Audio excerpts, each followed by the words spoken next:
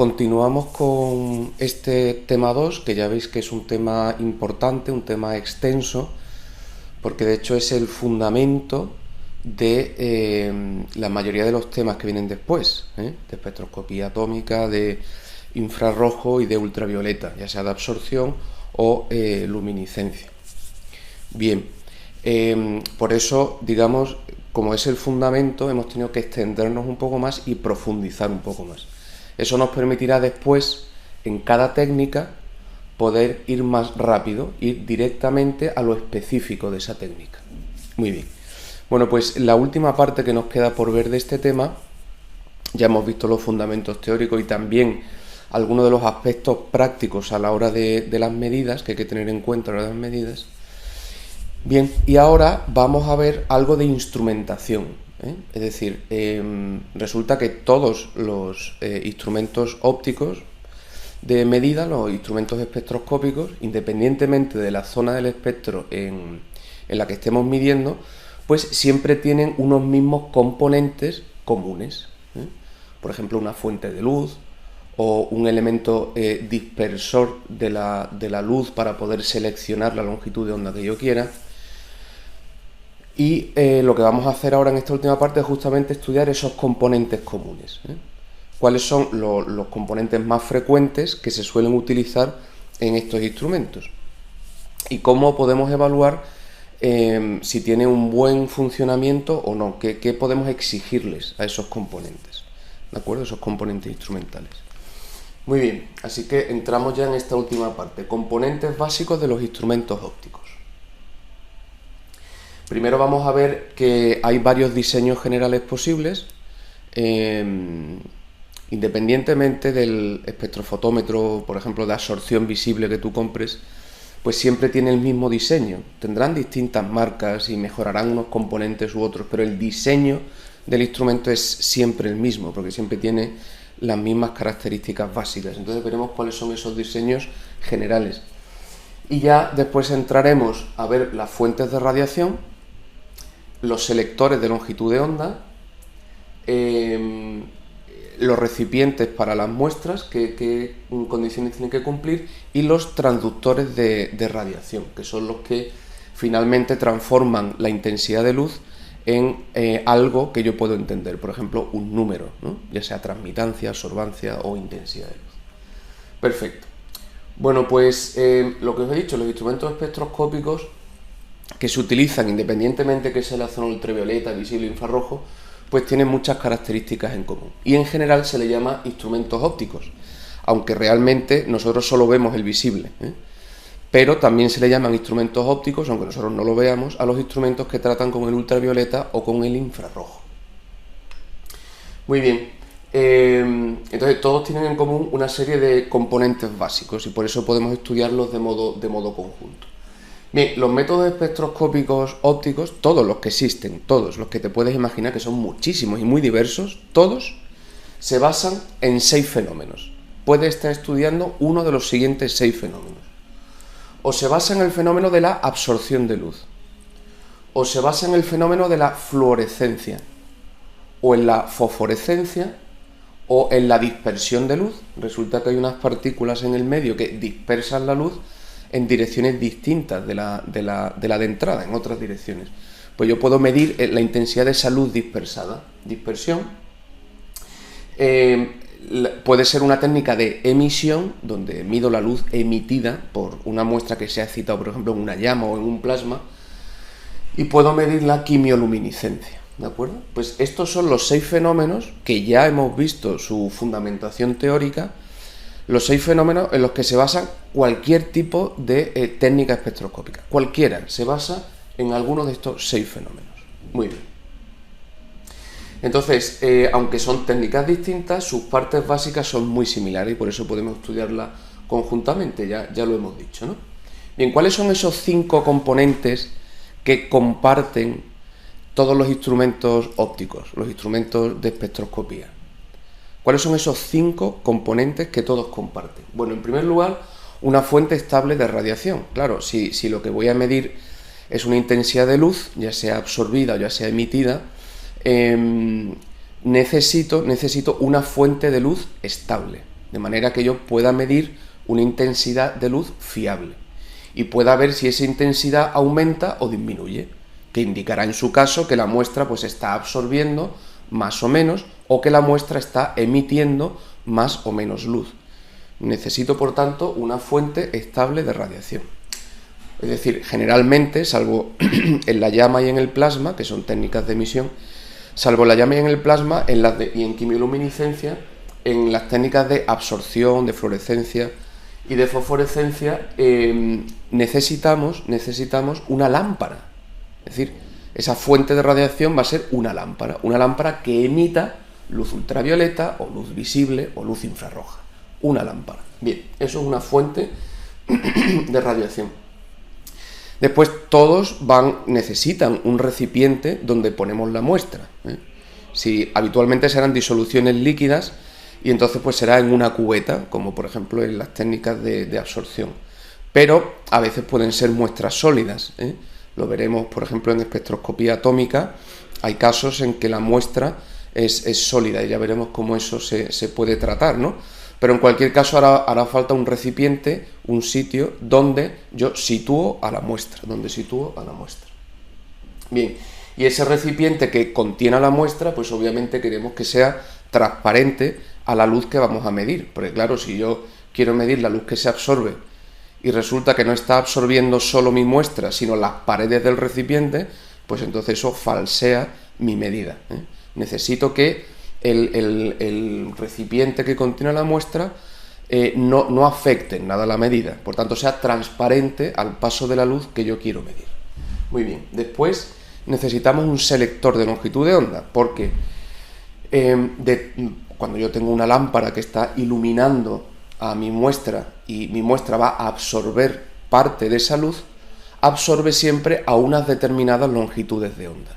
Entonces yo tengo que medir cómo crece o disminuye la intensidad a esa longitud de onda, porque ese crecimiento y ese decrecimiento a esa longitud de onda es el que puedo relacionar directamente con la concentración de la muestra.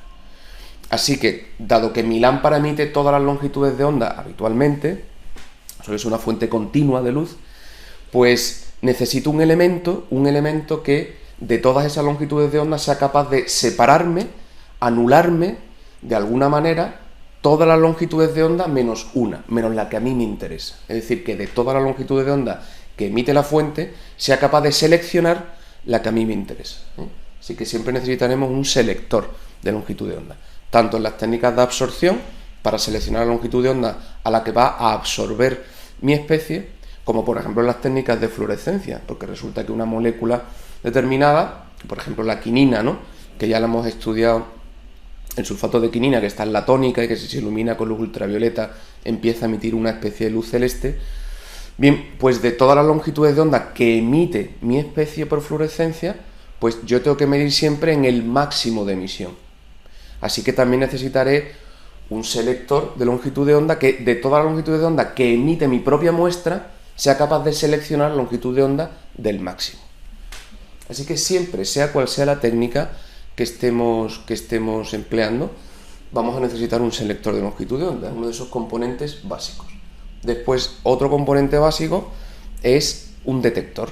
Claro, yo tengo que medir la intensidad de luz, pero no la puedo medir con mi ojo. Yo puedo ver que hay más o menos luz y me parece que es más o menos intensa, pero necesito cuantificarlo. O sea, que me dé un número, cuánta luz está llegando. Y eso me lo indica un detector, ¿vale? Que convierte la intensidad de luz en una señal eléctrica útil, es decir, una señal eléctrica que tiene significado, que yo puedo hacer una calibración y correlacionar la intensidad de luz con la señal eléctrica, por ejemplo, con la intensidad de corriente eléctrica o con un determinado potencial eléctrico que ahí se genere. Bien, es el detector. Y finalmente, el quinto componente que siempre nos hace falta es un transductor de salida, es decir, justamente el instrumento que va a transformar la señal eléctrica del detector, la señal eléctrica, la va a transformar en algo que yo pueda entender. Por ejemplo, en un número que me aparece en una pantallita, o en un gráfico, si estoy detectando un espectro, o también puede ser un medidor de escala, una aguja que se mueve y me señala me señala dentro de una escala pues el valor que quiere indicar. En cualquier caso, este transductor de salida transforma la señal eléctrica que viene de la intensidad de luz que ha transformado el detector, esa señal eléctrica la transforma en algo que yo pueda entender, ¿vale? Traductor de salida. Bueno, pues estos 5 componentes básicos los tienen todos los instrumentos espectroscópicos. Bien, ahora resulta que estos 5 componentes se pueden distribuir de distintas maneras, poner uno antes, otro después, según convenga. Bueno, pues resulta que hay tres modos de distribuir esos 5 componentes. Por tanto, hay 3 diseños generales de los instrumentos espectroscópicos, solo 3. Entonces, si conocemos estos diseños, tú puedes abrir cualquier instrumento, abrir la carcasa y mirar dentro y sabrías orientarte perfectamente qué es lo que estás viendo, qué es cada componente y por qué están distribuidos de esa forma. Muy bien, vamos a ver esos diseños generales. Bueno, para una técnica de absorción, lo que aparece primero es siempre la fuente. Claro, que esta técnica se basa en la absorción de luz. Luego, lo primero es que yo ilumine la muestra. Por tanto, lo primero es una lámpara, una fuente de luz que sea estable. A continuación viene un selector de longitud de onda. ¿Por qué? Porque de todas las longitudes de onda que está emitiendo esa lámpara, yo tengo que medir una específica, que es la que va a absorber mi molécula en la muestra, ¿de acuerdo?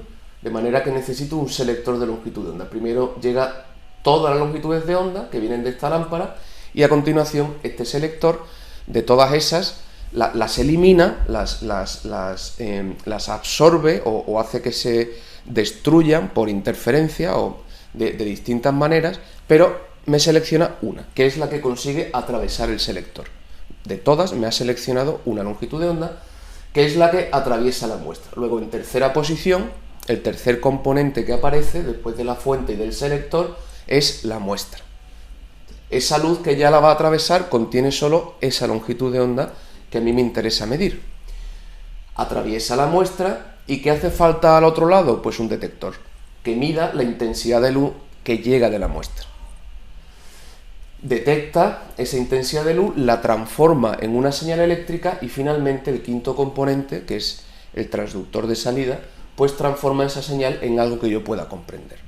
Generalmente se le da un valor, en las técnicas de absorción, un valor de transmitancia o un valor de absorbancia y aparecerá no tanto en forma de escala como en forma de numerito en una pantalla, ¿de acuerdo? Muy bien. Luego, en este caso, primero es la fuente, después el selector, después la muestra, después el detector y finalmente el traductor de salida. Ese es el primer diseño para las técnicas de absorción. Ahora vamos a ver para las técnicas de fluorescencia, fosforescencia y dispersión, ¿vale? Esas 3 técnicas comparten un mismo diseño. Bien, en este caso nosotros tenemos que iluminar la muestra y nuestro objetivo ahora no es medir la cantidad de esa luz con la que yo estoy iluminando, la cantidad de esa luz que se absorbe, porque no me interesa medir la absorción. Yo utilizo esa luz en la técnica de fluorescencia y fosforescencia para excitar a la muestra, es decir, para que mis moléculas lleguen a un estado excitado, después caigan a un estado fundamental y emita su propia radiación, y esa es la que quiero medir, la que emite mi muestra. Y en las técnicas de dispersión tampoco me interesa la cantidad de luz que se absorbe, sino que yo ilumino mi muestra y las partículas que hay en el medio dispersan la luz en otras direcciones y esa luz dispersada es la que yo quiero medir, Perfecto, perfecto. Bien, entonces eso ya va a determinar el diseño, ¿no? En primer lugar nos encontramos, claro, yo tengo que iluminar la muestra, nos encontramos, igual que antes, la fuente, una lámpara, una luz que excite a las moléculas en las técnicas de fluorescencia o fosforescencia, o que sea dispersada por las partículas en una técnica de dispersión, pero necesito una fuente de luz que ilumine a mi muestra. Pues eso es lo primero que aparece. Después necesito un primer selector de longitud de onda. ¿Por qué? Porque para que se excite mi molécula, yo necesito que absorba a una determinada longitud de onda, que es la que precisamente permite a la molécula pasar del estado fundamental a su estado excitado, que eso requiere una energía determinada, por tanto una longitud de onda determinada. y esa es la que selecciono con el primer selector. Esa longitud de onda hago que atraviese la muestra. Entonces, las técnicas de fluorescencia y fosforescencia, pues esa luz haría que mis moléculas se exciten, un gran número de moléculas pasen en el estado excitado y cuando caen al estado fundamental emiten su propia luz. Una luz que es distinta de la que han absorbido. Y la emiten en todas direcciones, Entonces yo podría poner el detector en cualquier dirección alrededor de la muestra. Sin embargo, la mejor opción es ponerlo a 90 grados, ¿veis? La luz de entrada ha venido en esta dirección, pues a 90 grados es donde yo coloco el detector. Así se minimiza el riesgo de que se confundan o puedan llegar al detector dos tipos de luz, el que viene de la fuente y el que está emitiendo mi muestra. Claro, si yo pusiera el detector en la misma dirección de entrada, pues al detector estaría llegando tanto la luz que procede de la fuente como la luz que está emitiendo mi muestra. Se confundirían en el mismo haz de luz. Eso no me interesa, ¿vale? Entonces, en vez de medir en la misma dirección, como en una técnica de absorción, en vez de medir, mido a 90 grados. Y entonces estoy seguro que toda la luz que llegue aquí no viene de esta fuente, ¿vale? Sino que es luz que está emitiendo mi propia muestra o que está dispersando mi propia muestra. Porque la luz que viene de la fuente sigue en línea recta en esta dirección. Así que la luz que yo mido a 90 grados necesariamente es o bien que ha emitido por fluorescencia o fosforescencia, o bien que ahí hay partículas que están dispersando en esa dirección. Bien, perfecto. Entonces, de todas las longitudes de onda que emite mi muestra, ya sea por fluorescencia, fosforescencia o luz dispersada, a mí me interesa medir de todas las que está dispersando o emitiendo por fluorescencia, que emite, pues eso, habitualmente si es una molécula, es un conjunto de longitudes de onda, yo tengo que medir siempre en el máximo. Ya veremos por qué es fundamental medir siempre en el máximo de la banda, en el máximo. Así que tengo que seleccionar de toda la longitud de onda que emite, la longitud de onda del máximo, Por tanto, necesito un segundo selector. Habíamos puesto un selector para seleccionar la longitud de onda con la que excito a mi molécula y ahora necesito un segundo selector para que de las longitudes de onda que emite mi propia muestra seleccione la del máximo de emisión, ¿vale?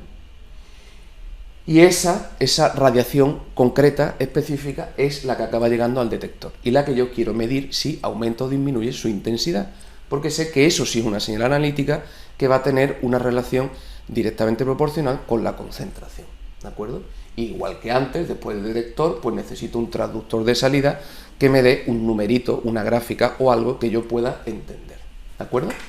Así que lo específico de estas técnicas es, primero, que el detector está situado a 90 grados del haz de luz incidente y segundo, que se necesitan dos selectores de longitud de onda. Uno para seleccionar la longitud de onda con la que se va a excitar la molécula y otro para seleccionar el máximo de la longitud de onda que emite mi muestra, la longitud de onda donde se da el máximo de emisión. Perfecto. Bien, pues esos son dos diseños de los tres posibles. ¿Cuál es el tercer diseño? Pues el tercer diseño es el que se utiliza en las técnicas de emisión o quimioluminiscencia. Bien, ¿por qué las ponemos en conjunto, la emisión y la quimioluminiscencia? Porque en ambas técnicas no me hace falta iluminar la muestra. En los dos casos anteriores yo primero tenía que iluminar la muestra para que absorbiera luz o se excitara o dispersara luz. Perfecto. Pero en una técnica de emisión ya sabemos que la muestra se excita con fuentes de energía distintas de la luz, habitualmente en una llama o en un plasma, que son unos medios que están a muy alta temperatura. Bien, entonces yo no tengo que iluminar propiamente a mi muestra, ¿no? En las técnicas de emisión, sencillamente la excito con calor,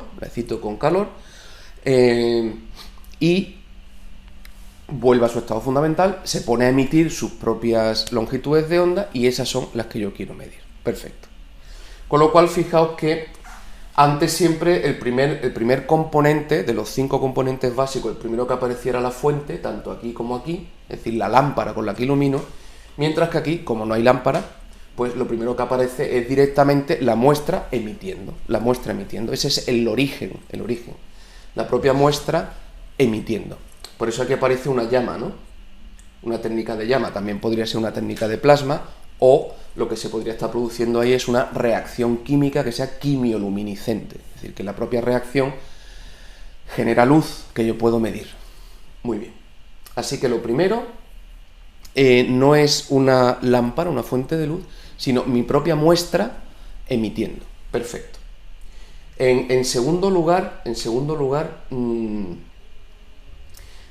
tenemos un selector de longitud de onda, claro, porque de toda longitud de onda que emite mi muestra, como siempre, yo tengo que seleccionar aquella longitud de onda donde se produce el máximo, y eso es importante. Así que necesito un selector de longitud de onda. Y como siempre, el selector hace que esa longitud de onda que me interesa llegue al detector. El detector mide la intensidad de luz, transformándola en una señal eléctrica, y el transductor de salida me lo transforma en algo que yo pueda entender. Habitualmente un número o una gráfica. De hecho, en quimioluminiscencia suele ser una gráfica lo que se mide. Perfecto, ¿veis? Entonces es un diseño distinto al de fluorescencia, fosforescencia y dispersión, que a su vez es distinto del de absorción. Bueno, pues estos son los tres diseños generales. Cualquier instrumento de medida espectroscópica que tú compres, si es de absorción tendrá un diseño de este tipo, si es de fluorescencia, fosforescencia o dispersión tendrá este tipo, y si es de emisión o quimioluminiscencia, pues tendrá un diseño de ese tipo. Así que conociendo estos esquemas básicos generales, te sitúas muy bien ante cualquier equipo espectroscópico que te pongan delante. Muy bien, entonces ahora vamos a tener que ir viendo cada uno de los componentes. Aquí sencillamente se muestra algunos ejemplos, ¿no? Por ejemplo, fuentes de luz, es decir, lámparas de luz. Pues las hay que emiten en continuo, es decir, un conjunto continuo de longitudes de onda, las bombillas habituales, ¿no? O hay lámparas que solo emiten determinadas líneas, o sea, solo determinadas longitudes de onda muy concretas, ¿eh? Bien, y hay algunas técnicas, especialmente en espectroscopía atómica, que requieren estas lámparas de líneas. Pero lo general será que utilicemos lámparas continuas. En cualquier caso, tenemos que ver los dos tipos de lámparas. Después, los detectores. Pues los detectores que miden la intensidad de luz lo pueden hacer de dos maneras. Están lo que se llama fotodetectores, que son capaces de transformar directamente cada fotón en electricidad a través del efecto fotoeléctrico, es decir, un fotón arranca un electrón que llega a un circuito y yo mido la corriente, ¿vale? Esos serían los fotodetectores. Pero también hay detectores que se basan en la temperatura. ¿Esto por qué? Porque el efecto fotoeléctrico, ya lo sabemos, tiene una frecuencia umbral, es decir, por encima de una cierta frecuencia, o dicho longitudes de onda, por debajo de una cierta frecuencia, o dicho longitudes de onda, por encima de una longitud de onda determinada, ya la radiación no tiene energía suficiente para arrancar electrones, ¿vale? En longitudes de onda, pues eso, por encima de 700 nanómetros o ya en torno a 700 nanómetros, que eso es el rojo, pues si aumenta más, pues 800, 900, 1000 nanómetros, que eso ya es zona de infrarrojo, no tiene suficiente energía para arrancar electrones, con lo cual no se puede producir el efecto fotoeléctrico y no puedo medirlo de esa manera. Entonces, ¿qué otra propiedad aprovechamos? Pues que resulta que la radiación infrarroja cuando se absorbe, produce un aumento en la temperatura del cuerpo que está absorbiendo, de la muestra que está absorbiendo. Entonces, los detectores térmicos lo que hacen es correlacionar cuánto sube su temperatura con la cantidad de luz que han recibido, ¿de acuerdo? Entonces, tenemos dos tipos de detectores. Y después veremos que, por ejemplo, los recipientes de las muestras, pues tendrán que cumplir que sean transparentes en determinadas zonas. Y eso va a requerir el uso de determinado tipo de materiales, ¿no? Aquí se os muestran varios. Por ejemplo, si yo quiero utilizar pues cristal, ¿no? Un cristal normal, pues eso puedo utilizarlo en la región visible y en el infrarrojo cercano. Si me voy al infrarrojo lejano, bueno, medio o lejano, el cristal normal ya me absorbe, con lo cual esa luz no le llegaría a la muestra. Y en la zona del ultravioleta el cristal también absorbe, con lo cual tampoco podría medir en el ultravioleta. Por eso, por ejemplo, hay, ya lo sabéis, probablemente lo hayáis utilizado incluso en algunas prácticas, hay cubetas que son de cuarzo, de cristal de cuarzo. ¿Por qué? Porque el cuarzo no absorbe en el ultravioleta. Entonces, con una cubetita, si en vez de ser de cristal o de plástico es de cuarzo, pues eso me permite medir en el ultravioleta, ¿vale? Entonces, en función del tipo de material del que esté hecho el recipiente, podré medir en unas zonas u otras. Por ejemplo, si quiero medir la zona del infrarrojo, pues no me sirve el cristal, ¿no? Ni siquiera el cuarzo.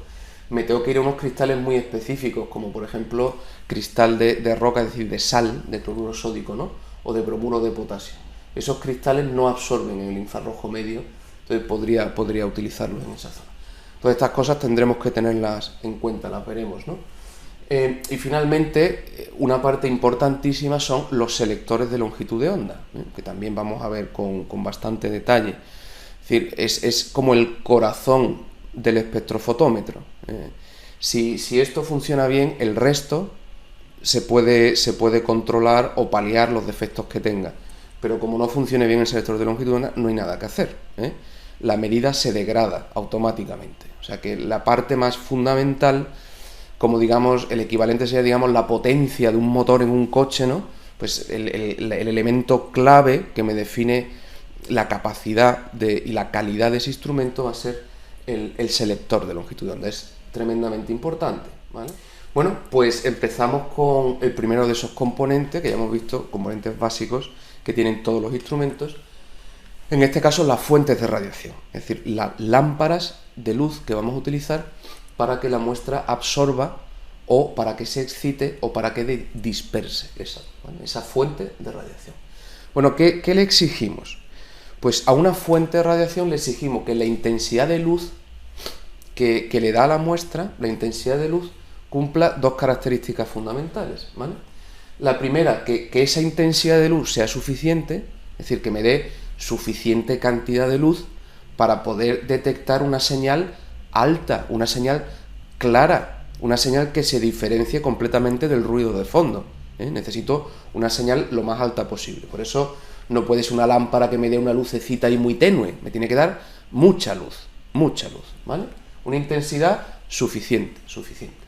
Bien, y después que esa intensidad no solo sea alta, sino que sea estable, es decir, que al menos en periodos razonables de tiempo me esté dando siempre la misma intensidad de luz, la misma cantidad de luz, de un modo constante. No vaya a ser que la fuente tenga altibajos y de repente me dé un poquito más de luz, un poquito menos de luz, porque la fuente no es estable, ¿no? Claro, eso alteraría mi medida, entonces yo estaría viendo subidas y bajadas en la intensidad de luz que no se deben a mi muestra, a que mi muestra esté absorbiendo o emitiendo, sino que se deben a que la fuente está fluctuando la intensidad de luz que está dando, ¿vale? Entonces esto es un problema, la estabilidad de la fuente. ¿Cómo solucionamos el problema de la estabilidad de la fuente? Pues hay dos modos, ¿vale? Uno es evitando conectar directamente la lámpara a la red eléctrica general.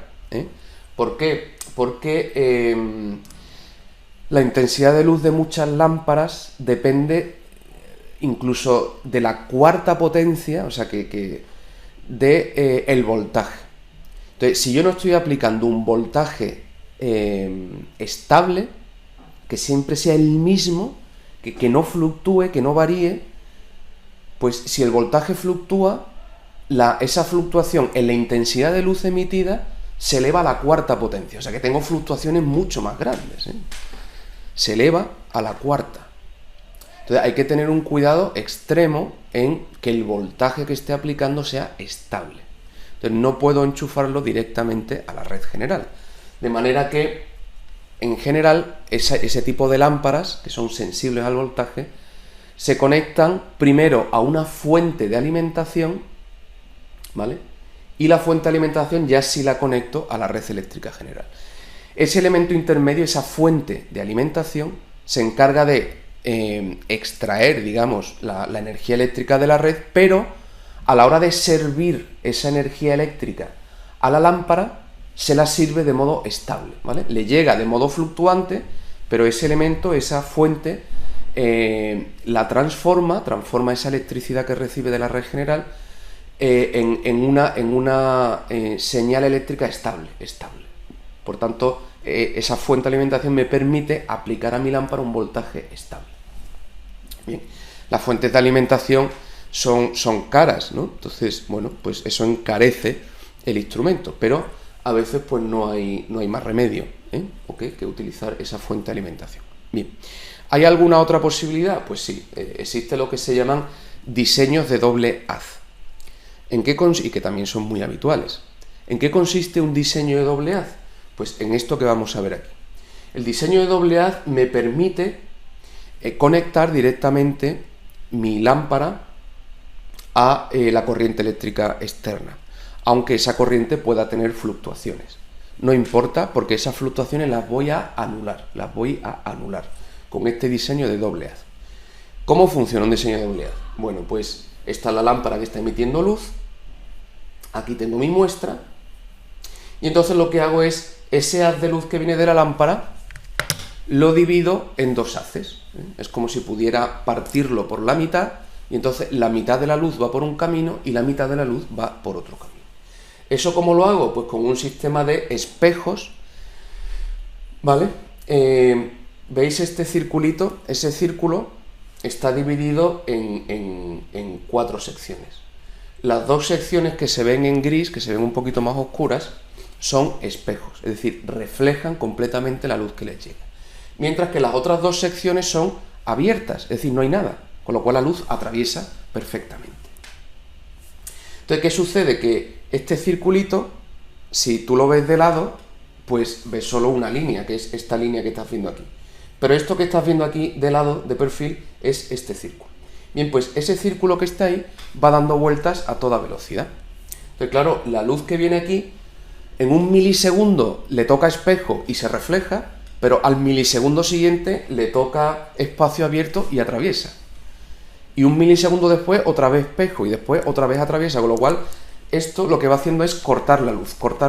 Por eso se llama chopper, ¿no? Porque está cortando con una frecuencia muy alta la luz. O sea, prácticamente en el mismo instante la mitad se está reflejando y por tanto, si le toca espejo por el ángulo con el que viene, vendría en esta dirección, y si le toca espacio abierto, pues entonces atraviesa, ¿de acuerdo? Ese chopper, ese disco que gira a muy alta velocidad, entonces está partiendo la luz a partes iguales, parte se refleja, parte atraviesa. La que se refleja, pues viene aquí, que esto es un espejo, con lo cual se vuelve a reflejar, esto es otro espejo, se vuelve a reflejar, aquí hay otro chopper, y estos dos están conectados, ¿vale? Están sincronizados. De manera que si a esos fotones aquí les ha tocado espejo, cuando vuelve a coincidir con el segundo chopper, le vuelve a tocar espejo. De tal manera que la luz que ha venido por aquí se refleja y aquí le vuelve a tocar reflejarse, con lo cual se refleja y ya llega al detector. Entonces, si le toca espejo, que esa es una de las opciones, la luz ha venido directamente de la lámpara al detector, sin atravesar la muestra. Hemos puenteado la muestra, ¿vale? Entonces, la mitad de la luz que procede de la lámpara va directamente al detector, mientras que la otra mitad, que le toca espacio abierto, pues atraviesa el chopper, por tanto se encuentra con la muestra y la atraviesa, y si aquí le toca un hueco, aquí le vuelve a tocar hueco, con lo cual atraviesa aquí, atraviesa la muestra, atraviesa aquí, y ahora ya le toca espejo y va al detector.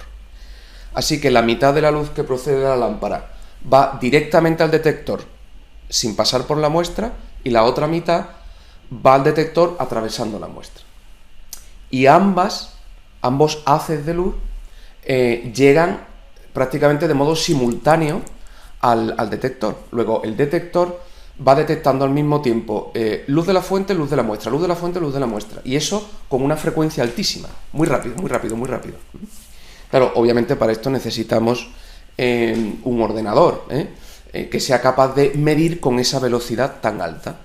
Un detector que está sincronizado con los choppers y por tanto sabe cuándo está recibiendo luz de la lámpara y cuándo es de la muestra. De la lámpara, de la muestra, de la lámpara, de la muestra, de la lámpara, de la muestra. Y tiene, por tanto, prácticamente en simultáneo ambas señales. O sea que al mismo tiempo sé la intensidad de la muestra y la intensidad de la lámpara. Entonces, ¿qué hacemos? Pues como tengo las dos señales, al mismo tiempo tengo la que viene directamente de la lámpara y la que atraviesa la muestra, pues lo que hago es dividir una entre la otra. Si yo divido la intensidad de la muestra entre la intensidad de la fuente, cualquier fluctuación que se haya producido, por ejemplo, imagínate que la intensidad de luz de la lámpara, porque ha habido una subida de voltaje, se ha duplicado, ¿vale? Pues entonces se ha duplicado tanto la luz que procede directamente de la fuente como la luz que ha atravesado la llama. Entonces, si ambos factores se multiplican por 2 y los divido, ese 2 por arriba y abajo se me van y anulo las fluctuaciones. Tanto la señal de la fuente como la señal de la muestra van fluctuando del mismo modo. Y como fluctúan del mismo modo, si lo divido uno entre otro, esas fluctuaciones desaparecen. Así es como un diseño de doble haz es capaz de medir con precisión sin necesidad de utilizar una fuente de alimentación, ¿vale? No me hace falta estabilizar el voltaje que le estoy dando a la lámpara. Me da igual que la lámpara fluctúe, porque esas fluctuaciones las elimino con el diseño de doble haz. Muy bien. Entonces, dando por hecho que tenemos controlada la estabilidad de la fuente, es decir, que tengo una intensidad estable que puedo medir y además una intensidad alta. Dando eso por hecho, pues vamos a ver los dos tipos de fuentes, los dos tipos de lámparas que usamos, que podemos tener a disposición. Están las fuentes continuas y las de líneas. Vamos a empezar por las fuentes continuas. Las fuentes continuas son las que emiten un conjunto continuo de longitudes de onda. Es como la luz del sol. La luz del sol emite un espectro continuo. Si tú pasas la luz del sol a través de un prisma, pues lo sabéis perfectamente, se separan todos sus componentes y ves que ahí no falta ninguna longitud de onda. Por mucho que tú hagas zoom y amplíes, siempre hay una longitud de onda, ¿no? Es decir, que es un continuo, no falta ninguna. Y 450,23745 nanómetros también está. Todas, es un continuo, ¿vale? Desde el ultravioleta hasta el infrarrojo. Un continuo de longitudes de onda, ¿vale? Bueno, pues estamos hablando de ese tipo de fuentes, que me emiten un conjunto continuo de longitudes de onda. Bien, que por otro lado son las más habituales y también las más versátiles. ¿Por qué? Porque no me sirven solo para una longitud de onda, sino que me suministran un montón de longitudes de onda. Y después con un selector de todas esas, yo seleccionaré la que a mí me interese. Bien, pues vamos a empezar viendo las fuentes continuas. ¿Cuál es la que se usa en la región del ultravioleta? ¿Vale? La ultravioleta. Bueno, pues la más común es la lámpara de hidrógeno, que fueron las primeras que se usaron, aunque después se han mejorado y en lugar de utilizar hidrógeno utilizamos deuterio, que el deuterio no es otra cosa que un isótopo del hidrógeno, un isótopo del hidrógeno. Pero que son lámparas, si en vez de hidrógeno usas deuterio, pues esas lámparas te dan más intensidad de luz y eso nos interesa. Perfecto.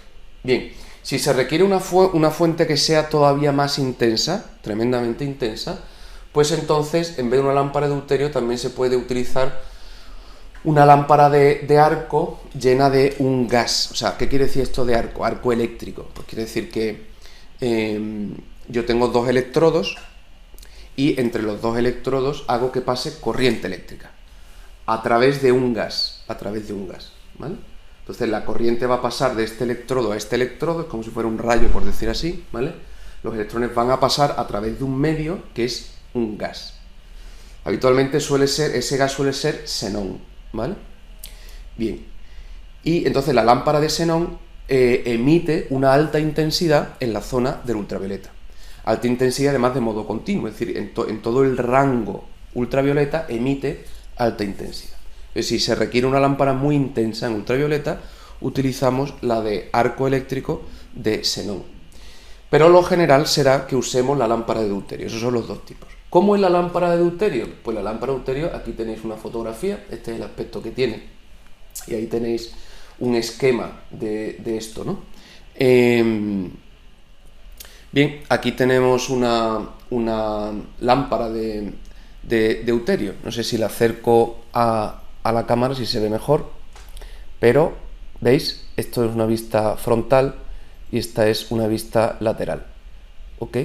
No es muy grande, o sea, si lo comparas con la palma de la mano, ya veis que no es una lámpara excesivamente grande, ¿de acuerdo?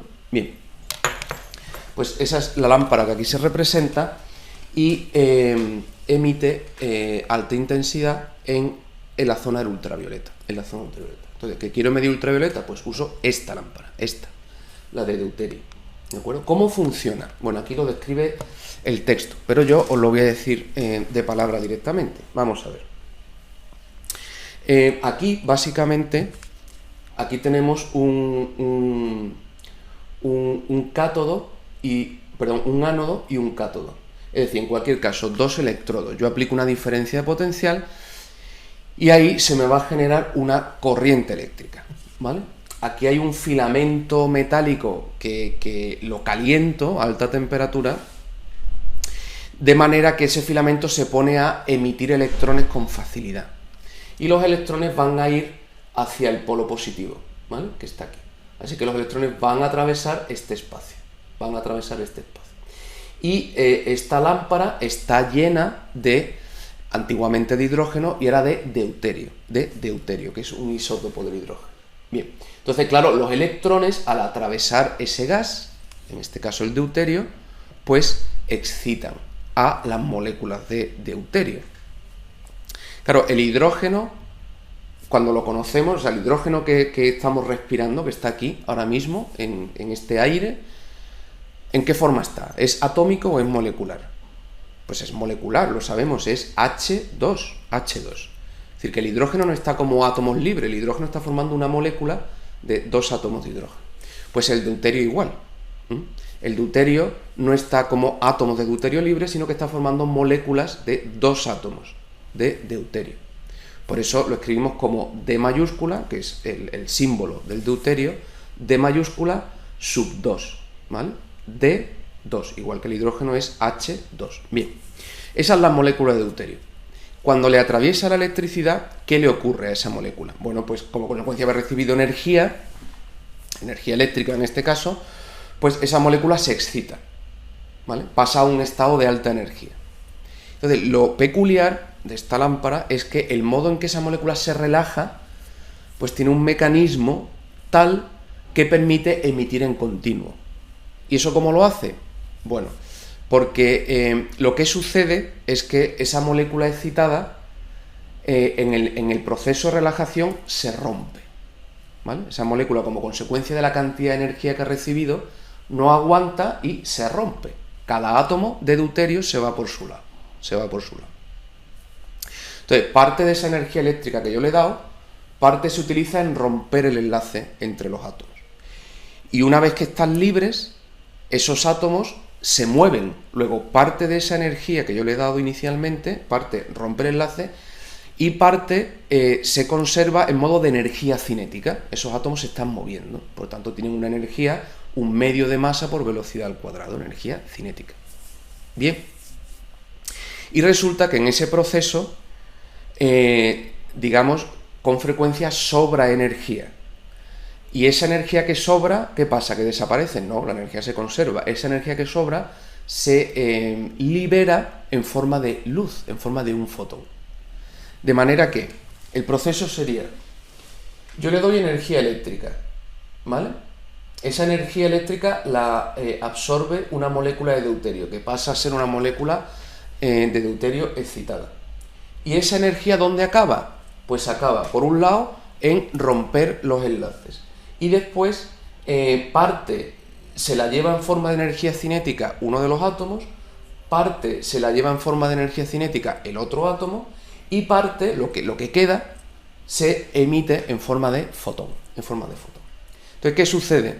Que como los átomos pueden tener cualquier energía cinética, es decir, la energía cinética no está cuantizada, no depende de este estado y este estado, ¿no? Como los niveles electrónicos o los niveles vibracionales o rotacionales. La energía cinética no está cuantizada, puede tener cualquier valor, cualquier valor. Entonces, ¿qué sucede? Imaginaos un caso extremo, imaginaos que esa energía que yo le he dado a la molécula se utiliza en romper los átomos y en dejarlos quietos. Pues entonces me quedará un montón de energía que todavía no se ha utilizado, que se liberaría en forma de un fotón de alta energía. Imaginaos el otro caso extremo, y es que la energía eléctrica que yo le doy se utiliza en romper mi molécula y todo lo que queda se utiliza en energía cinética. Pues si todo se utiliza en energía cinética ya no sobra energía, y si no sobra energía no se emite ningún fotón, ¿vale? Estos serían como los dos casos extremos. Y lo que sucede más habitualmente es que nos situamos en un punto intermedio, en que a veces los átomos tienen más energía cinética y por tanto la luz que se emite tiene menos energía, y otras veces los átomos tienen menos energía cinética, sobra más energía y por tanto la luz que se emite es de más energía. Y como las energías cinéticas pueden tener cualquier valor, pues entonces eso ocurre de modo aleatorio adquiriendo cualquier valor, por tanto un continuo de energías cinéticas y por tanto un continuo de energías del fotón que se emite. Un continuo de frecuencias. Así es como funciona esta lámpara y por qué emite en continuo, ¿no? ¿Por qué emite en continuo? Bien, este sería el espectro. Aquí lo que estamos representando es la intensidad de luz. ¿Cuánta luz detecto? O sea, si la intensidad es muy alta, es una luz cegadora, ¿no? Y si la intensidad es muy pequeña, pues prácticamente no la veo, es una luz muy tenue. Bueno, pues aquí estoy midiendo la intensidad. ¿Y frente a qué lo estoy representando? Frente a la longitud de onda. Entonces, veis todas estas zonas que son de alta intensidad, aunque la intensidad vaya cayendo, pero sigue siendo una intensidad suficientemente grande. Toda esta zona es la zona ultravioleta, ¿veis? En la que cae por debajo de 400 nanómetros. Entonces, esta lámpara emite en continuo. ¿Falta alguna longitud de onda? No falta ninguna, están todas. ¿Que necesito esta? Está. ¿Y que necesito esta de aquí? Pues también está. Y no, necesito, también está. Todas estas longitudes de onda me las aporta esta lámpara. Tendrán más o menos intensidad, pero me las aporta, con lo cual yo puedo medirla. Y me da una intensidad suficiente para ser medida. Perfecto, pues esta es la lámpara de deuterio, que es la que se usa en la zona ultravioleta. Bien. Aquí, bueno, un detalle técnico es que necesitas, para que te dé una intensidad constante, necesitas aplicarle 40 voltios, ¿vale? Un voltaje alrededor de 40 voltios. Si no, efectivamente, no se emite en continuo y no se emite una intensidad de modo estable. Entonces, para aplicar ese voltaje exacto de 40 voltios y que no me oscile, porque si cambia el voltaje, cambia la intensidad de la luz, necesito emplear lo que hemos dicho antes, una fuente de alimentación o un diseño de doble haz, lo que quieras. Pero para utilizar esta lámpara tienes que aplicar un voltaje estable. Bien, inicialmente lo que había dentro de esta lámpara era hidrógeno, pero el deuterio produce bastante más luz, o sea, una intensidad mayor. Y por eso con el tiempo se acabó sustituyendo completamente al hidrógeno por el deuterio. Entonces actualmente lo que hay dentro es deuterio y se le llama lámpara de deuterio. Bien. Daos cuenta de que, claro, el deuterio está encerrado dentro de la lámpara. Entonces, en función de qué material esté hecha la lámpara, ese material va a absorber parte de la longitud de onda que está emitiendo el deuterio. Entonces tenemos que tener cuidado. Claro, si esas paredes son de cristal, el cristal absorbe el ultravioleta, entonces no hacemos ningún negocio. Porque aunque el deuterio que está dentro emite ultravioleta, cuando ese ultravioleta intenta atravesar la pared lo absorbe, con lo cual no sale nada afuera. Entonces esa lámpara no emitiría, si tiene una pared de cristal, no emitiría porque todo el ultravioleta se quedaría en las paredes. Así que necesariamente las paredes de esta lámpara, que es para zona ultravioleta, tienen que ser de cuarzo, ¿vale? Necesariamente las paredes de esta lámpara tienen que ser de cuarzo. Muy bien. Perfecto. Entonces, Eso ya nos va a determinar dos cosas. En primer lugar,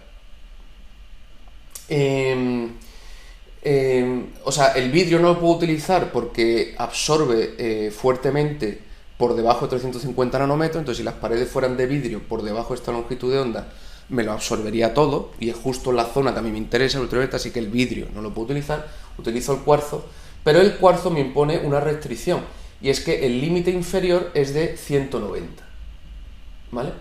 ¿Por qué? Porque por debajo de 190, aunque mi lámpara sigue emitiendo luz, pero por debajo de 190 ya el cuarzo sí que la absorbe. De todas maneras, eso no significa ningún problema, porque ya lo veremos en las técnicas ya concretas en la zona ultravioleta. Nosotros nunca usamos longitudes de onda por debajo de 190 porque tienen demasiada energía. Entonces, mis moléculas, más que absorberlas, lo que hace esa radiación es destrozarlas. Si uso radiación tan energética por debajo de 190 nanómetros, destrozo las moléculas. Entonces no me sirve para medir, no me sirve. Así que no es un problema. Entonces las ventanas, las paredes de esta lámpara son de cuarzo.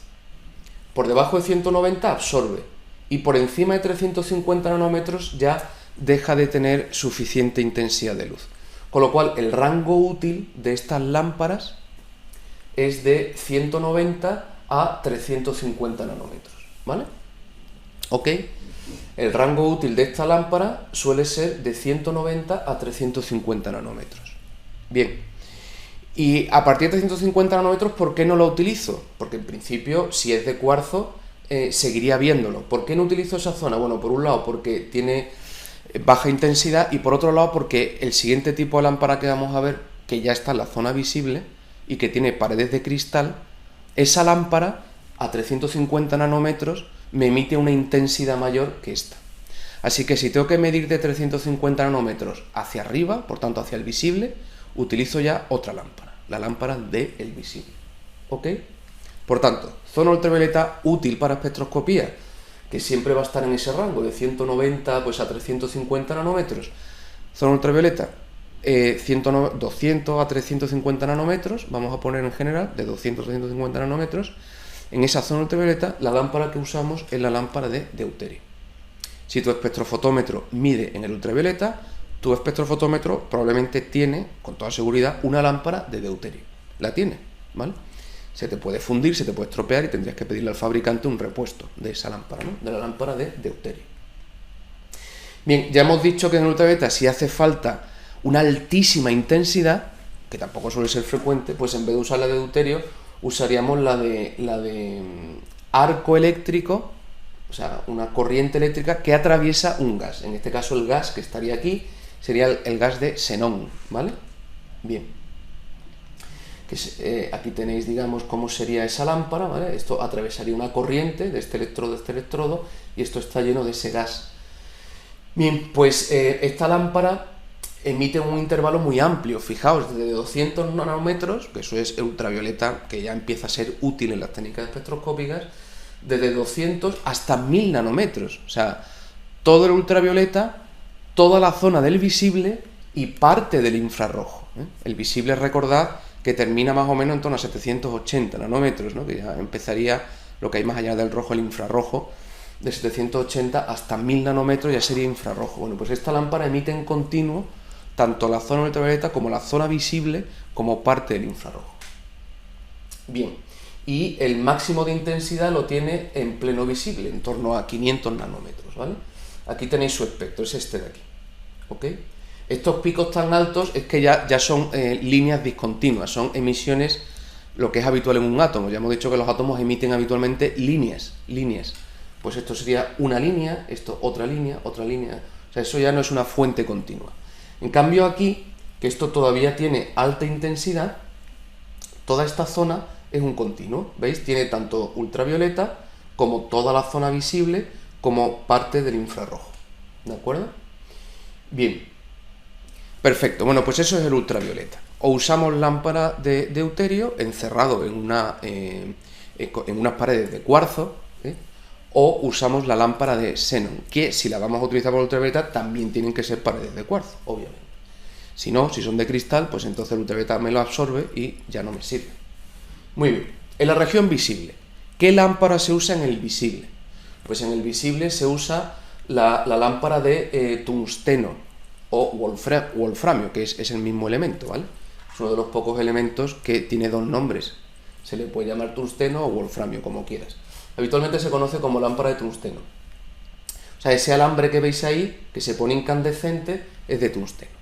Las lámparas antiguas que había en las casas de alambre incandescente, el alambre era tungsteno. O sea, que esto es una sencilla lámpara antigua, a través de la cual atraviesa una corriente eléctrica, como ofrece una resistencia, se calienta, se pone incandescente y empieza a emitir como emite un cuerpo caliente, es decir, la radiación del cuerpo negro, como emite el Sol o como emite cualquier cuerpo a una cierta temperatura, ¿vale? Bien, aquí tenéis digamos, el tipo de lámpara, aquí lo tenéis representado, ¿vale? Un filamento incandescente que se pone aproximadamente a 3000 Kelvin, aproximadamente, ¿vale? Entonces, esta sería la zona en que emite, bueno, a 3000 o 3800, o sea, estaría entre 3000 y 4000. Ahora lo vamos a ver con más detenimiento. Entonces, veis, esto sería lo que emiten distintas lámparas en función de la temperatura. Y veis que se ajusta muy bien a la emisión prevista para un cuerpo, para cualquier cuerpo, a esa temperatura, la emisión del cuerpo negro. Entonces resulta que el cuerpo negro a temperaturas que están a 3000 y pico, ¿vale? O 2000 y pico, en torno a 3000 grados Kelvin, en torno a 3000 grados Kelvin, pues ya emiten con alta intensidad en el visible. Este es el espectro de esta lámpara, ¿veis? Entonces toda la zona visible, desde 400 nanómetros hasta, pues eso, hasta la zona de 780 o por ahí, tiene alta intensidad. Es verdad que como es un metal caliente, pues también está emitiendo un montón en la zona del infrarrojo. Pero bueno, a mí eso no me importa, yo lo que voy a utilizar es la zona visible, Muy bien, bueno, entonces, ¿a qué temperatura está? Pues el filamento de tungsteno se suele poner a esta temperatura, 2870 Kelvin. O sea, eso tú lo puedes regular en función de la corriente que hagas pasar, ¿de acuerdo? Pero se suele pasar una corriente tal que la temperatura que alcanza el filamento es más o menos 2870 Kelvin, son en torno a 3000 Kelvin. Entonces emitiría este espectro que estáis viendo aquí, con bastante intensidad en toda la zona del visible. ¿Veis? Emite y es útil no solo en el visible, digamos empezando en 350 nanómetros, que es donde habíamos dejado la lámpara de deuterio. Os acordáis que cuando llegamos a 350 nanómetros dijimos ya la lámpara de deuterio no la usamos, sino que usamos la del visible, es decir, usamos esta, la de tungsteno. Porque a 350 nanómetros esta lámpara emite más intensidad que la de deuterio. Entonces a partir de 350, en primer lugar, el vidrio, esta lámpara ya las paredes son de vidrio, con lo cual absorben ultravioleta, pero a partir de 350 el vidrio deja pasar completamente la radiación. Con lo cual, a partir de 150, esta lámpara emite alta intensidad y además es capaz de atravesar las paredes, con lo cual la emite completamente y la puede utilizar. Así que el rango inferior en donde empiezo a utilizar esta lámpara es a 350 nanómetros y llega a ser útil hasta 2500 nanómetros. Claro, 2500 nanómetros, ¿veis? Hasta aquí más o menos, toda esta zona, eso ya es toda zona del infrarrojo. 2500 nanómetros son 2,5 micrómetros. Es claramente zona infrarroja. Ok, muy bien. O sea que esta misma lámpara me podría servir para lo que se conoce como infrarrojo cercano. No solo para el visible, sino también para el primer infrarrojo, el infrarrojo que está más cerca del visible. Muy bien. Hay que tener cuidado, igual que en la lámpara de deuterio, pero aquí con más motivo, porque la luz que emite varía con la cuarta potencia del voltaje, lo que os dije antes. O sea, una pequeña variación del voltaje transformado en luz se eleva a la cuarta potencia. O sea, la variación de luz se eleva a la cuarta potencia del voltaje. Entonces, es fundamental en este tipo de lámparas, fundamental no enchufarlas directamente a la red. O si lo enchufas directamente a la red, tienes que tener un diseño de doble haz, ¿vale? Si tu diseño no es de doble haz, sino un diseño simple, pues entonces no puedes enchufar el instrumento directamente a la red, sino que tienes que enchufarlo a una fuente de alimentación que te dé un voltaje estable, ¿Para qué? Para que ese filamento emita una intensidad de luz estable, constante, sin oscilaciones. Muy bien, bueno, esta lámpara se mejoró con el tiempo. ¿Y cómo se mejoró? Pues añadiendo halógeno dentro, ¿no? O sea, este filamento sigue siendo tungsteno, pero ahora lo que hay dentro de las paredes de la lámpara hay un gas de un halógeno, habitualmente yodo, habitualmente yodo. Así que aquí dentro hay moléculas de yodo. Moléculas de yodo, ¿vale? Que son moléculas diatómicas, igual que la del hidrógeno o la del oxígeno, ¿no? O2, H2, pues las de yodo también son I2, ¿vale? Dos átomos de yodo enlazados, moléculas de yodo. Bien, ¿qué sucede conforme se va calentando el filamento? Pues a esas temperaturas parte de los átomos del filamento se evaporan, se subliman. Los átomos que están en la superficie de ese metal tan caliente abandonan el sólido y pasan a estado gas. Entonces empieza a haber átomos de tungsteno en el ambiente gaseoso. Entonces las lámparas antiguas, que dentro lo que tenías era vacío o un gas inerte, pues ese tungsteno, cuando apagaban la lámpara y se enfriaba la temperatura, pues sí, se condensaba, pero la mayor parte se acababa condensando en las paredes y cubriendo todo lo que es la lámpara, ¿eh? Es decir, que ese filamento, conforme lo voy usando, se me va gastando, porque parte del metal se evapora y acaba pegándose en las paredes y en otros sitios, así que se me va yendo del filamento. Y el filamento cada vez se va quedando más fino, hasta que llega un momento en que se rompe. Si recordáis las bombillas antiguas, cuando se fundían, era que se había roto el filamento, porque pues, se había gastado. Bueno, ¿y qué hace el yodo ahí dentro? Pues hacer que se gaste mucho más lentamente. ¿Y cómo lo consigue? Bueno, pues resulta que cuando están conviviendo yodo y las moléculas de tungsteno, ¿vale? El yodo aquí se representa en amarillo y el tungsteno en gris. Pues resulta que las moléculas de yodo en estado gas reaccionan con el tungsteno y forman una molécula WI2, ¿vale? Que tiene 3 átomos, 1 de tungsteno y 2 de yodo. Así que se forma esa molécula de wolframio y yodo, de manera que el wolframio ya no sobrevive como wolframio atómico, sino como wolframio molecular con el yodo. Se mueve con el yodo. Entonces, ¿qué sucede? Que cuando se enfría, resulta que esa molécula preferentemente, a la hora de condensarse, no se pega en las paredes, sino que se pega en el filamento. Con lo cual, esa molécula que tiene el wolframio y el yodo se pega en el filamento. Una vez que entra en contacto con el filamento de metal, el wolframio vuelve al metal y el yodo vuelve a formar la molécula de yodo 2, que es gaseosa, y se vuelve al estado gas.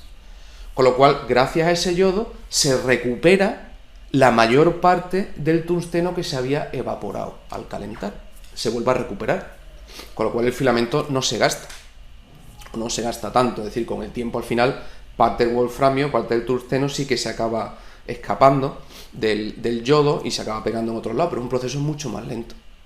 La mayor parte del tungsteno que se evapora cuando tú enciendes la lámpara se vuelve a recuperar gracias al halógeno que está dentro.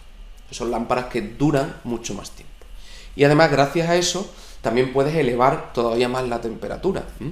Puedes llegar a temperaturas de 3500 Kelvin. Recordad que la lámpara anteriormente habíamos dicho que lo calentamos a 2800.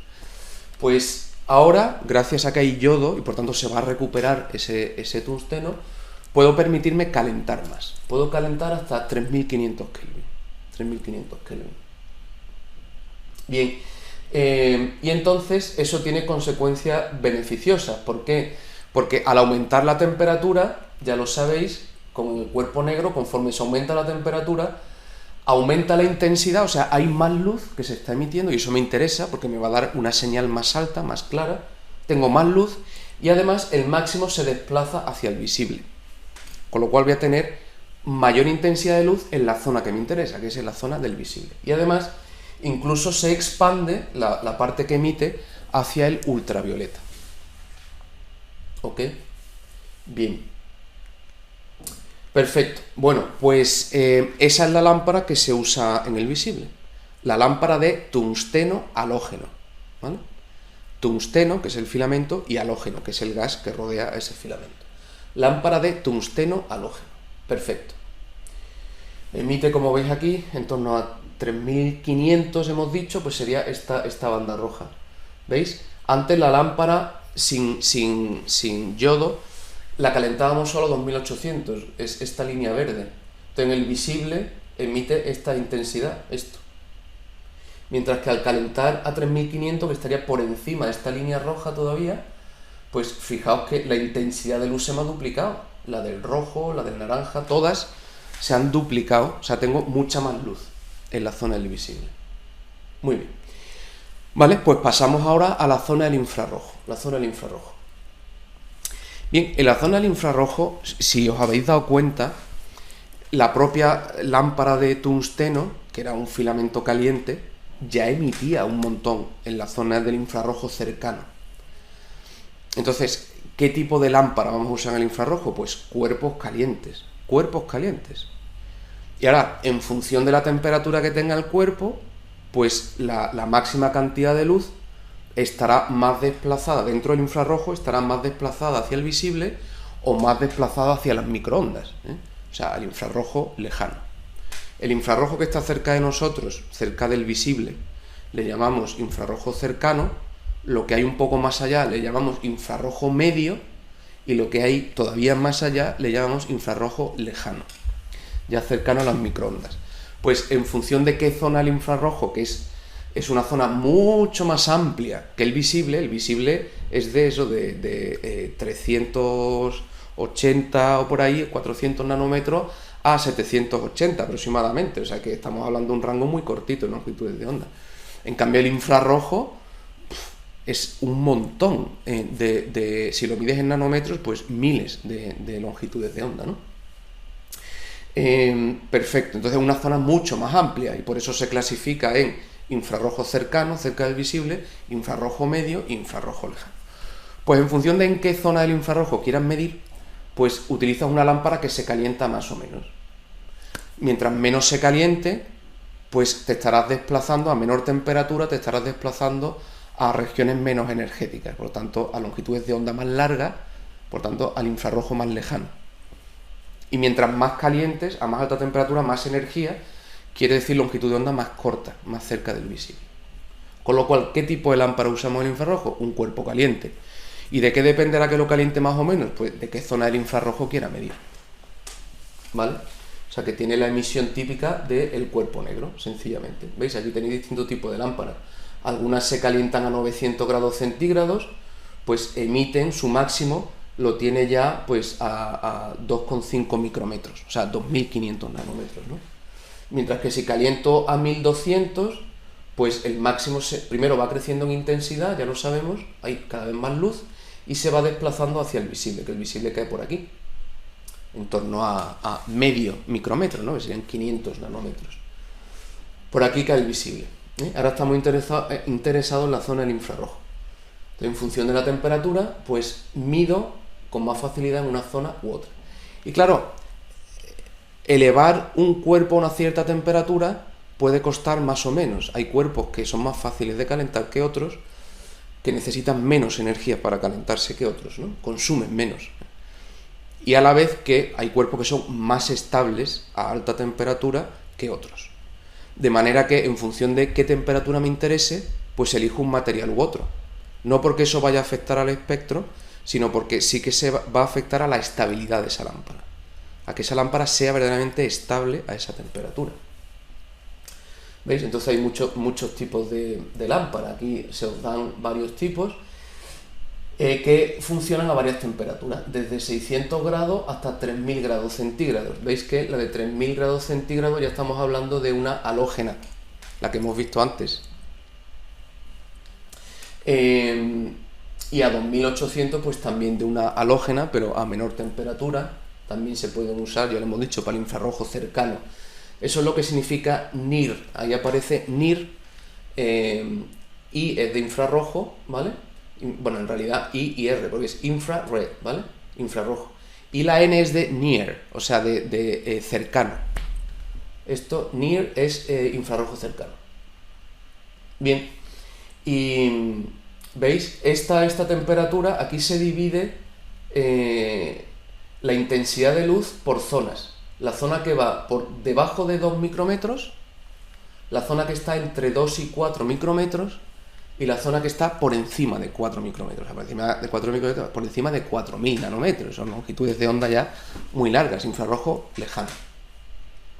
Entonces, ¿veis? Esta que está a alta temperatura, pues la mayor intensidad, o sea, la mayor cantidad de luz, el 77,9%, o sea, el 78% de la luz que emite está por debajo de 2 micrómetros. Entonces, esta lámpara me interesaría para medir en el infrarrojo cercano. Mientras si estoy interesado en el infrarrojo medio, en la zona de 2 a 4 micrómetros, pues aquí la que más me emite en esa zona son esta, por ejemplo, carbón a 1100 grados. Pues el 47%, o sea, prácticamente la mitad de la luz que emite, la mitad de la luz la está emitiendo en el infrarrojo medio. Y eso es lo que me interesa, si quiero medir en el infrarrojo medio, ¿no? Y si quiero medir en una zona de 4 micrómetros hacia allá, pues la lámpara que mayor porcentaje me emite es a 600 grados centígrados, ¿vale?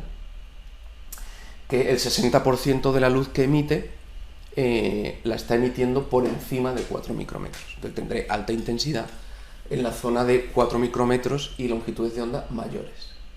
¿Veis? Pero al final las lámparas de infrarrojo son siempre iguales. Es un sólido que pongo incandescente, un cuerpo caliente. Y en función de la temperatura, pues tienen mayor intensidad en unas zonas u otras. Y ya uso una u otra lámpara según en qué zona quiera medir.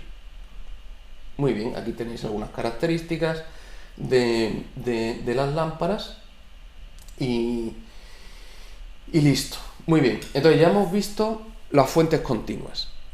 ¿Que quiero usar ultravioleta? Pues habitualmente será la lámpara de deuterio. Esta. ¿Que necesito altísima intensidad en ultravioleta? Pues entonces la lámpara de xenón, pero habitualmente la de deuterio. Muy bien. ¿Y en el visible? Pues uso la de tungsteno halógeno. ¿Y en el infrarrojo? Pues un cuerpo caliente. En función de qué zona del infrarrojo me interese, pues utilizará una lámpara que se pone a mayor temperatura o a menor temperatura. Muy bien, muy bien.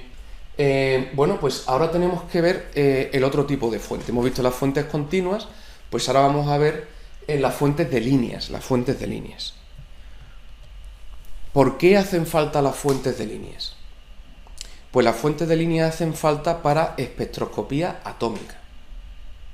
Resulta que los átomos, lo sabemos, eso ya lo hemos visto en los fundamentos de espectroscopía, los átomos absorben solo determinadas líneas, o sea, longitudes de onda muy concretas. Los átomos no absorben bandas anchas, los átomos absorben unas bandas muy estrechitas. El modo de absorber un átomo es una longitud de onda y unas poquitas de nada, un poquito antes y un poquito después, una banda estrechísima, por eso se le llaman líneas. Claro, ¿qué pasa si yo hago pasar a través de mi muestra una luz que proviene de una lámpara continua? Yo la he pasado a través de un selector de longitud de onda, que ya veremos cómo funciona.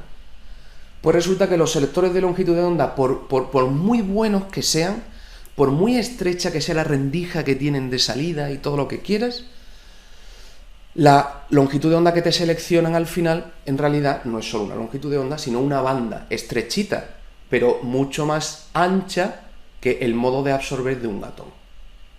O sea, serían como unas líneas muy gordas las que selecciona un selector de una fuente continua, unas líneas demasiado gordas. Entonces, si tú le haces pasar una línea demasiado gorda a una muestra que es atómica, que son átomos, es decir, tu especie, la que tú estás interesado, es un átomo que va a absorber, si tú le pasas una línea muy gorda, la relación entre la señal y la concentración no es lineal. Y entonces nos cargamos el invento. Así que para poder establecer una señal clara y que además tenga una relación lineal con la concentración, es necesario que la luz que se va a absorber, la luz que va a absorber el propio átomo, le llegue a la muestra en forma de línea muy estrecha. Si a la muestra no le llega una luz en forma de línea muy estrecha, si la muestra son átomos, entonces pierdo la relación lineal. Por eso hace falta, dado que a partir de una fuente continua, que emite en continuo a través de un selector, soy incapaz de seleccionar líneas, pues necesito que la propia lámpara emita esas líneas estrechas. Necesito una lámpara que emita ya, directamente ella, emita líneas estrechas. Y además necesito que emita las líneas que absorbe mi átomo. Claro, ¿cuál es la única especie que es capaz de emitir las mismas líneas que mi átomo? Mi propio átomo. Con lo cual, si yo quiero medir cobre, utilizo una lámpara de cobre. Si quiero medir zinc, utilizo una lámpara de zinc. Si quiero utilizo una lámpara de ese átomo. Una lámpara que esté compuesta de los átomos que yo quiero medir en mi muestra. Eso tiene una dificultad, daos cuenta, porque si para cada átomo necesito una lámpara, pues eso es carísimo, ¿no? Porque además estas lámparas no son baratas. Y sin embargo, es así. En espectroscopía atómica, las lámparas, la inmensa mayoría, sirven solo para un átomo determinado. Claro, por eso tú, cuando vas a utilizar espectroscopía atómica en un laboratorio, te planteas muy bien qué elementos son los que vas a medir con tu espectrofotómetro. Porque si vas a medir tierras, o vas a medir alimentos, o vas a medir muestras clínicas, pues los metales, los elementos que te interesa medir son distintos, ¿vale? A lo mejor en las tierras pues te interesa más unos determinados metales, mientras que en muestras clínicas, pues a lo mejor básicamente te interesa el sodio y el potasio, ¿no? Y alguno más, pero poca cosa más. Entonces solo compras las lámparas de los elementos que vas a medir, claro. Hay una posibilidad que también se da, y es que hay algunas lámparas de estas de líneas que emiten las líneas de varios elementos. Es decir, hay lámparas como multielementos. A lo mejor pues emiten, pues no sé, las líneas de 3 elementos, o de 4, o de 5, pero no mucho más allá, ¿eh? Bien, y por supuesto esas lámparas son más caras, claro. Bien. Hay dos tipos de lámparas de línea. Las que se conocen como lámparas de cátodo hueco, que son las más habituales, y las que se conocen como lámparas de descarga sin electrón. Vamos a ver ambos tipos. Esta es la de cátodo hueco, ¿vale? La de cátodo hueco, que tiene esta forma para que la veáis, ¿eh? Y emite esa luz que estáis viendo ahí. O sea, la luz procede de esa cazuelita, de esta cazuela que veis ahí. Ahí, si os fijáis, es como una especie de cilindro metálico, hueco, en el centro, ¿vale? Que está conectado eléctricamente y por tanto ese va a ser el cátodo. Ahí van a ir los cationes, ahí van a ir los cationes, ¿de acuerdo? Y aquí hay otro electrodo que es el polo positivo, es el ánodo, es donde van a ir los aniones, que en este caso son los electrones, ¿de acuerdo? Entonces, ¿cómo funciona esta lámpara? Bueno, pues básicamente dentro de la lámpara,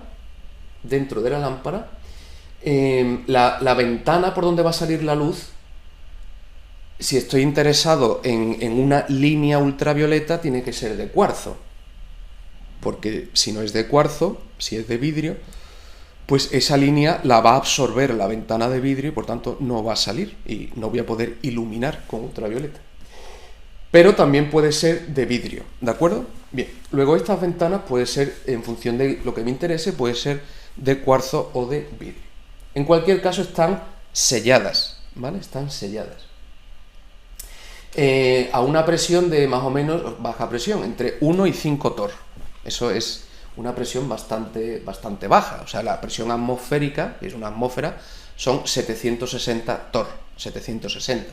Y esto está entre 1 y 5, o sea, una presión bajísima, ¿eh? Una presión muy baja. ¿Y quién está ejerciendo esa presión? Pues un gas. ¿Qué gas? Pues un gas noble. Habitualmente suele ser neón o argón, ¿vale? Neón o argón. Bien, y se aplica un voltaje, o sea, una diferencia de potencial entre el polo positivo y el negativo muy grande, de 300 voltios. O sea, estamos hablando de un voltaje alto, alto, Bien, entonces en esas circunstancias el voltaje es tan fuerte que es capaz de ionizar a los átomos de neón, ¿vale? Es un gas noble, con lo cual ese gas está en forma de átomos. Los gases nobles no forman moléculas, ¿eh? Por eso son nobles, porque se les llama así porque no reaccionan con nadie, se quedan como están. Entonces son átomos de neón libres. Y a 300 voltios de diferencia de potencial, el electrón está muy atraído por el polo positivo y el núcleo, digamos, muy atraído por el polo negativo. Y entonces llega un momento en que se produce la ionización, es decir, ese potencial es capaz de arrancarle un electrón al átomo, de manera que se me queda el átomo cargado positivamente porque ha perdido un electrón, entonces sería un neón más, un catión, y un electrón libre, que es un anión, una carga negativa. Bien, entonces ¿qué va a pasar? Pues que cuando aplico ese potencial se me van a generar un montón de cationes, carga positiva, de neón, y un montón de electrones. Claro, los electrones que tienen carga negativa se van a ir corriendo al polo positivo, ¿vale? El polo positivo, que es este que se ve aquí, o en la imagen este que se ve aquí. Ahí es donde van a ir los electrones corriendo. Y toda la cazuelita, ese cilindro hueco, es el polo negativo. Entonces, claro, el neón, que está cargado positivamente, o sea, el catión, que es positivo, va a ir corriendo al polo negativo. Claro, va a 300 voltios, va a una velocidad brutalmente alta. Va rapidísimo. Y entonces, ¿qué sucede? Que va tan rápido que lo que hace es bombardear las paredes. O sea, con esa diferencia potencial, al ionizar el neón, ese gas, lo que estás haciendo es bombardear con cationes de neón todas estas paredes. Todas esas paredes se van a ver bombardeadas. Entonces, claro, los átomos que componen estas paredes, cuando reciben el bombardeo, pues ese bombardeo arranca los átomos de las paredes, los arranca. Y además los arranca con alta energía, con lo cual esos átomos son arrancados en un estado excitado. ¿Qué pasa? Que ese átomo ya libre, excitado, un momento después cae al estado fundamental y emite sus propias líneas. Y esas líneas que emite, esa luz que emite, pues escapa por esa ventana y la puedo ver. Está emitiendo, he conseguido que emita. Entonces, ¿quiénes van a emitir? Pues van a emitir los átomos que estén en estas paredes. Entonces, el truco está, si tú quieres medir cobre, pues que dentro de estas paredes tengas cobre.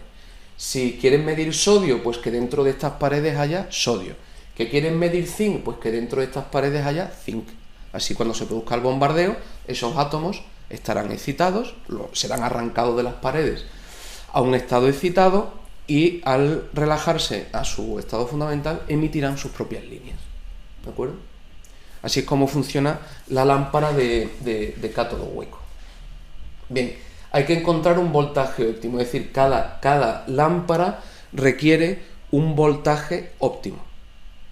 Porque conforme aumentas el voltaje o disminuyes el voltaje, eso afecta a la intensidad de luz y a la estabilidad de la luz que se está emitiendo. Entonces, pero bueno, de eso se encarga el fabricante, que cuando te vende las lámparas, pues ya tiene esto ajustado para que le llegue aquí el voltaje preciso para que esa lámpara funcione bien.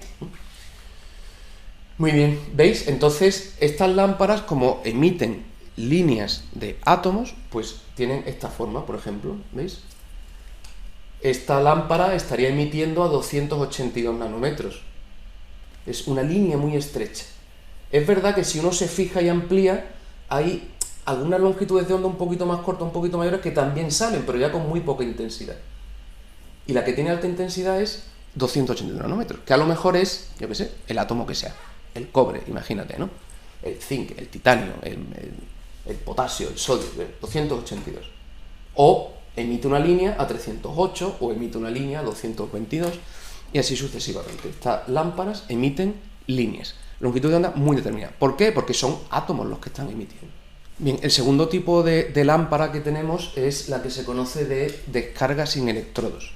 Aquí también se van a excitar los átomos que me interesen. Si quiero medir cobre, tengo que excitar átomos de cobre. Si quiero medir zinc, tengo que excitar a los átomos de zinc. O sea, dentro de esta lámpara tendría que haber cobre, o tendría que haber zinc, o tendría que haber titanio, dentro de la lámpara, para que esos átomos de esa especie emitan las líneas de esa especie, que es la que yo quiero medir, que también está en mi muestra problema. Muy bien. Entonces, el modo de excitar ahora, es verdad, esto sigue siendo un tubo, en este caso es un tubo de cuarzo, ¿vale?, sellado, que contiene unos pocos torr de gas inerte. Hasta ahora igual que antes, ¿vale? Aquí dentro, pues eso, entre 1 y 5 torr, pues de neón, igual que antes. Claro, antes, ¿cómo ionizábamos al gas? Pues aplicando una diferencia potencial muy alta, de 300 voltios. Bueno, pues aquí, entre dos electrodos. Aquí no se usan electrodos. Entonces, ¿cómo voy a ionizar el gas y cómo voy a hacer que ese gas ionizado golpee y bombardee mi muestra? Pues lo hago a través de una bobina radiofrecuencia, es decir, creando campos eléctricos y magnéticos, ¿vale?, alternantes de alta frecuencia. ¿Qué sucede? Que una vez que se produce la ionización de ese gas, el neón más, el catión, se va a ver afectado por el campo eléctrico, claro, porque ya tiene carga. Como es un campo eléctrico que fluctúa con una frecuencia, en este caso de radiofrecuencias, ¿vale?, pues entonces eso hace que se aceleren los iones de sodio, ¿no? Esos iones ya de alta energía que han sido acelerados por ese campo intenso de radiofrecuencias, ¿vale?, de ese campo eléctrico, son acelerados y finalmente, efectivamente, acaban golpeando pues las paredes, igual que antes, y arrancando los átomos que estén formando parte de esas paredes. Igual que antes, esos átomos nacen excitados y al caer estado fundamental emiten sus propias líneas. O sea que lo que cambia en esta lámpara es que no uso electrodos y una diferencia potencial muy alta, sino que utilizo la ionización del gas y un campo muy intenso de radiofrecuencia para acelerar y dar energía a esos iones, a esos cationes de neón. Aquí tenéis, ¿veis? Ese sería el cilindro de cuarzo, estaría ahí, ¿vale? Y esta, digamos, esta es la bobina que tiene que generar ese campo intenso de radiación, de radiofrecuencia.